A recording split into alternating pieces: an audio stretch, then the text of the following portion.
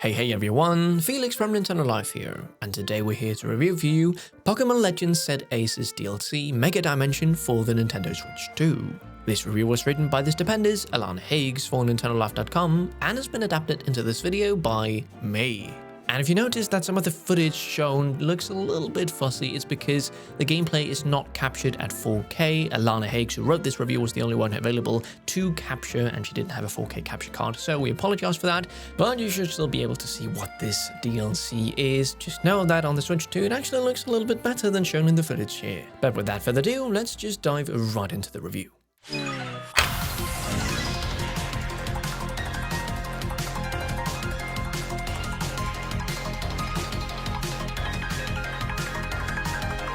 After hopping into our 20th hyperspace in Pokémon Legends Set Ace DLC Mega Dimension, we realized something. We've been doing the same thing over and over again for the past few hours. Now, we know the series isn't exactly known for varying things, but it feels particularly egregious within a condensed DLC experience.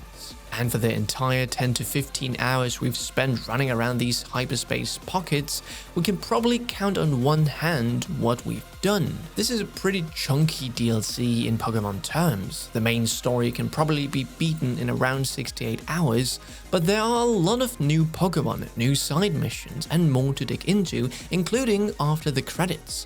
But the bulk of Mega Dimension feels like empty calories. Here we are, back in Lumio City, a place we've already gotten bored with fast because of its lack of variety, and now we're running around the same handful of randomly generated hyperspace pockets over and over again just to fulfill research tasks and progress the story. Yes, randomly generated. Mega Dimensions is sort of a roguelite, and that stopped us from completely sleepwalking our way through every single dimension. For what the liminal pearly white snapshots of Lumio City lack in variety, they make up for in a handful of other ways. They're home to an abundance of new returning characters. Not only that, the mons in these spaces are all over level 100, with many reaching way beyond 150 in the later stages. We've grown up with this franchise, and if you think we still don't get excited when we see a Cubone running around carefree, or even newer mons like Sandygast bopping around in the concrete, then we're sorry. It's especially exciting to see these Pokemon at levels way beyond the level cap. Who knew a gang of level 120 Mankey would be lethal? We watched 6 of them beat up our Feraligatr in no time at all. We got the same level of thrill encountering Alpha Pokemon in Legends Arceus whenever we jumped into a level 180 dimension and found something we hadn't caught before. The higher levels of these dimensions is easily the best thing about this DLC. It makes catching wild Pokemon fun in a different way. No longer are we guaranteed to get something just because it's a Metadite or Sandile. It might beat us up and our Pokemon before we get a chance to weaken it a little or sneak up on it.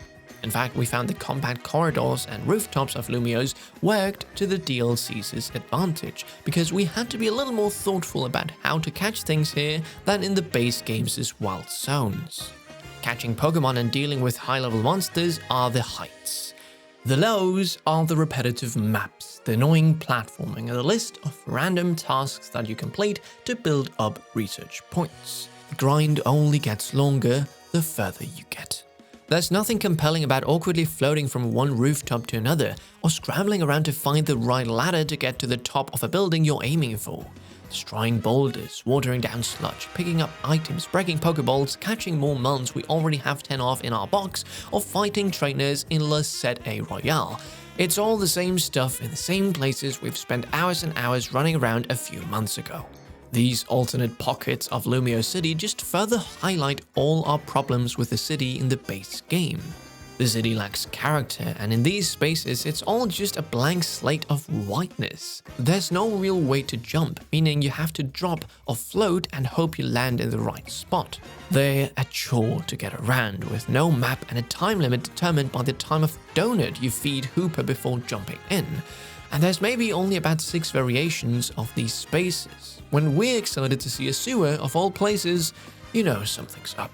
The aforementioned donut making could be cute, and initially it kind of is. Hooper and new character Ansha are a delightful pair, and who doesn't like donuts? But like exploring hyperspace, baking is a mature. Using berries from the base game and eventually hyper berries, you make donuts that determine how much you increase your Pokemon's levels and the amount of time you can spend in hyperspace depending on the dimension's star rank and the donut's rank. You need to make a lot of these, and you can only make one at a time. It's Animal Crossing crafting all over again. Weirdly, there's an option to make the exact same donut you just made. But if your Cobra Flowered confection was a test and you know how to make it better, have fun making one at a time over and over again. And if you don't have any great donuts available, well, get ready to run around the city or hyperspace to buy them one by one from a vendor. Luckily, what is great about the base game is still here. The action-oriented combat is still largely excellent, perhaps let down by some of the chaotic forced double battles peppered through the story. The rogue Mega Evolution fights are actually even better in Mega Dimension because your foe actually moves around and engages with the space. We even lost to one of them because we jumped in unprepared and were shocked of just how fast it moved and how hard it hit. When you're fighting something that matches your level or something that exceeds it, things get nail-biting, a scramble of defensive choices, Pokemon swapping and dodging.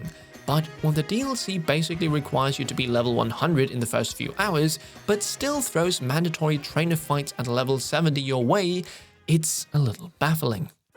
The repetitiveness of Mega Dimension really does let the DLC down because, like with Legends Set A, there are some really good foundations here. A Pokemon roguelike could really work well, but there's little variety to take much advantage of the randomness besides the Pokemon you encounter. The combat is great, but give us a set of consistent high-level fights. Even the side missions are a step up here for the most part, but for every good battle, story of a city struggling with change, or brand new Mega Evolution encounter, there's another fetch quest or trail the Pokemon task. So, in conclusion, the core of Pokemon and the heights of Pokemon Legends Set A just about managed to shine through in the Mega Dimension DLC, but the repetitive hyperspace dimensions, bland level design, and dull donut making stop this from being a true Mega Evolution of the game. If you've grown up with the series, you'll find it hard to resist the expanded Pokédex, and seeing your favorites almost looking at their best is a joy.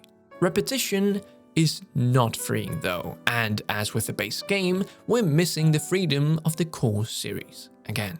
We here at Nintendo Life give Pokémon Legends Set A's DLC Mega Dimension for the Nintendo Switch 2 a 6 out of 10.